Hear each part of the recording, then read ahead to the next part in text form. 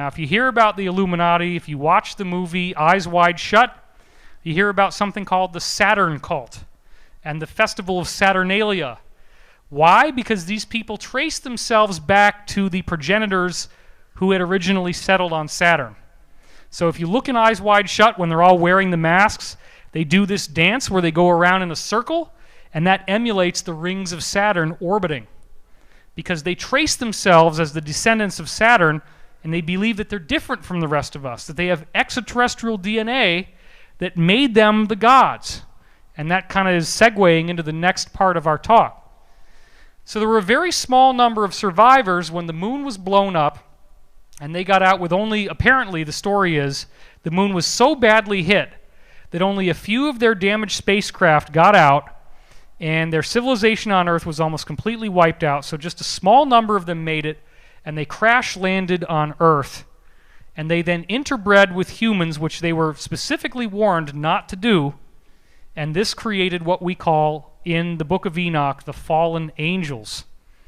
Their offspring, their children most likely, the hybrids of their own form, which was about 36 feet tall, and native people on Earth, became these 12 to 13 foot tall, red-headed, white-skinned humans. And white skin was not normal for the Earth. And this is preserved in a book that the Vatican did not want you to read, that wasn't even found until the 1800s, but it's very old. It's as old as the book of Genesis, called the Book of Enoch. It's a very, very important text. And I'm going to be doing a lot more about this as I go on, probably writing it into my books. The Scottish explorer James Bruce discovered several copies of it in Ethiopia in 1773.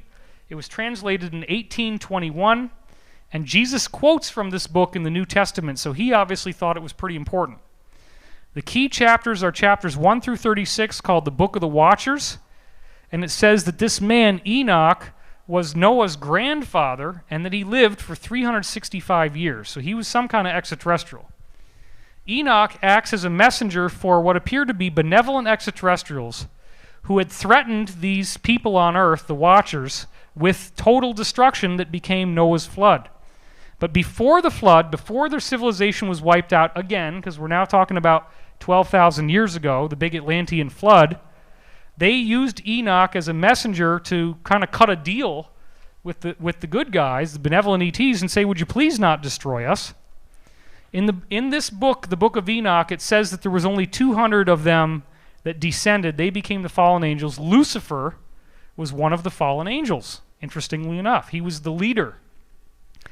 The insiders I've spoken to have said it's probably a lot more than 200, that they had interbred here for some time. They had huge population numbers again, and this event, Noah's flood, completely wiped them out. It says in 7:5 to 6 that they were cannibals. They began eating us, and they begged God for forgiveness in 13:4, and they were turned down, obviously. And then a great flood was created to cleanse the earth of these so-called Watchers, which they're still pissed off about and still punishing us for all these years later. Because we, i.e. non-extraterrestrial humans, were God's chosen, and they were the fallen angels, the cast-outs. So now they feel like they need to get revenge on us, and that we are the wicked and they are the just. And what does the Bible say? That the money will be taken from the wicked and given to the just. Well, that's how they justify the economic redistribution that they've done with things like the Federal Reserve, the IMF, the World Bank, and the Bank for International Settlements. Now you see why I wanted to leak this all on stage at once. Okay? Stuff like this. But some of these people never died out completely. In fact, they've been around up until very recently in some cases. Let's look at the example of Easter Island. Jacob Roggeveen and C.F. Behrens, two Dutch explorers, visited there on Easter Island, first people from the West to get there, 1722. And when they got there, they saw 12-foot-tall white men with red hair that had long earlobes, just like you see in the sculptures. And then they were peacefully coexisting with the natives that were called Hanau Monoko. So you have these two different groups, Hanau Epe and Hanau Momoko. And the natives had shorter ears, darker skin, and a typical human height.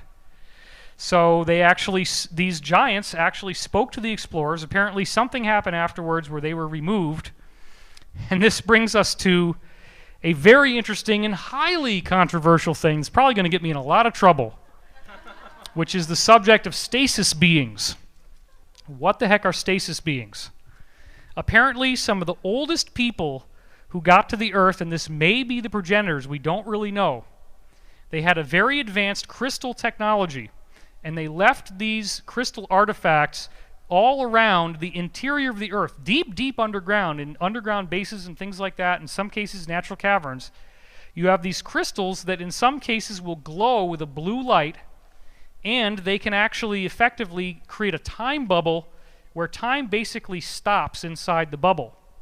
So you can then get inside this bubble when you activate the crystal properly, and there's obviously some kind of like a timer so you can get set up properly and then wait for the time bubble to kick on, and then the time bubble essentially keeps you so that you only experience like a few weeks, but it could be thousands of years on Earth. Now, there are apparently at least a dozen different stasis being areas around the Earth, as well as others where the crystals collapsed and didn't work. One of these stasis being chambers was found in Ohio, and I have now called it the Illuminati Disneyland.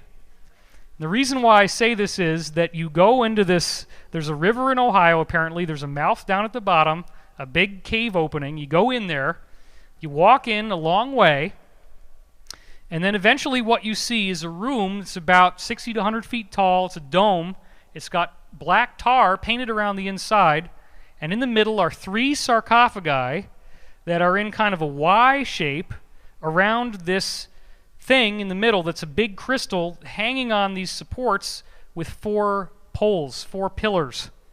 The crystal is glowing, and there's some kind of time bubble that you can't get through. It has like a gravitational field. So they had to climb up the side and build like a scaffolding so they could look down and see what was inside these sarcophagi. And what did they see?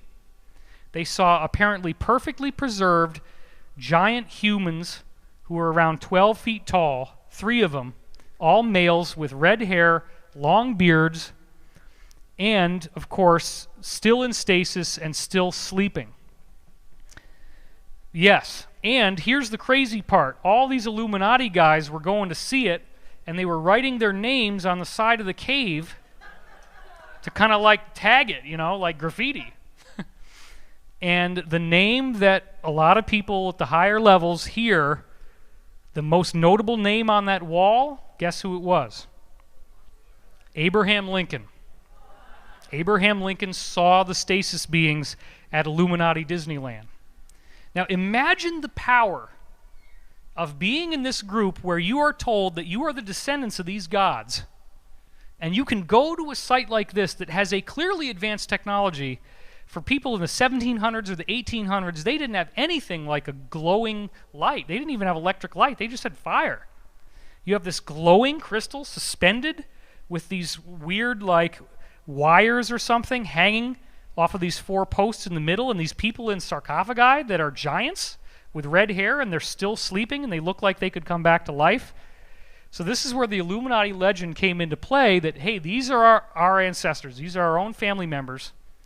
And the curious part is that different stasis chambers have been found all over the Earth, and in the different areas we find different types of humanoid extraterrestrials. They're not all the same. So it seems like multiple different groups found these time crystals and built stasis chambers, and the belief also is that the crystals are programmed to end their stasis as this energetic activation takes place in our solar system. So the Illuminati belief also is that as we get to the end of the cycle, these beings will reawaken, and that is the return of their gods.